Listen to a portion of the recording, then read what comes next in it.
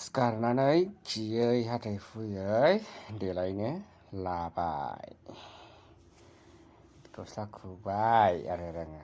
ओमफ्राय बेनिफ्राय गस्लाखौ एसे फोसाबनानै दोनफिननो थाखाय आङो बेलथायफिनबाय आरो बेलथायखांनानै दोननानै मा खालामो थाव फोनबाय नै आमलानि आंहा क्रिम जेबो फोननायनि जेबो नेमखान्थि गैया आं खालि थावखौनो फोनो जेरावबो फोनजोबो आं बेखिनि आरो आंनि देलायनाया जेबो देलाया सिम्पोल अनलि वान मोनसेल' थाव लागायो आं आमला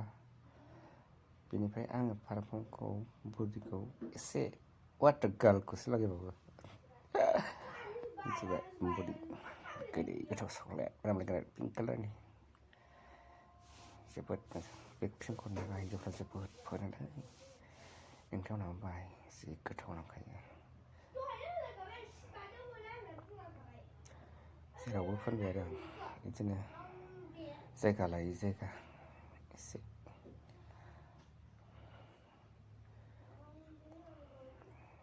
गोदोनायावबो होलायबावदों फोनलाबावलायबाय एसे बिदि आरो देलायनाय सिस्टेमेटिकआ लासिंसिं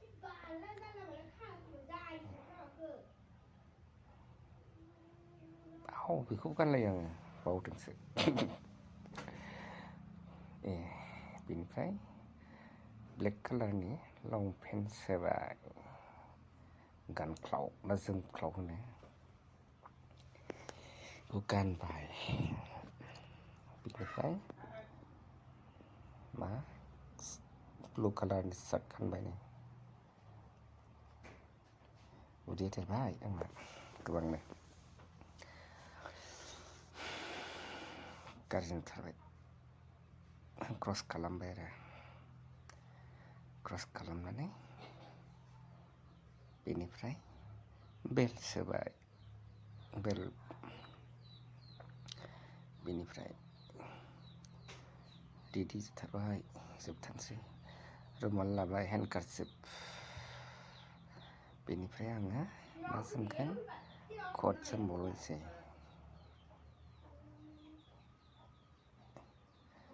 कट जोमनो लाबाय नै स्कुलनि ड्रेस आरो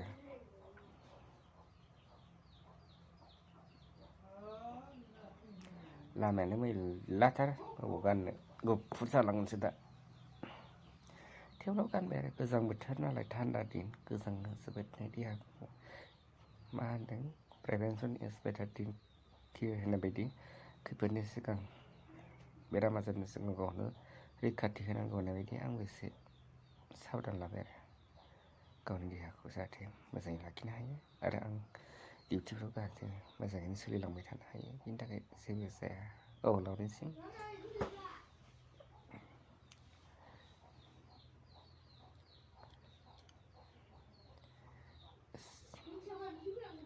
सिनि गस्लाया एसे नांथादोंमोन आरो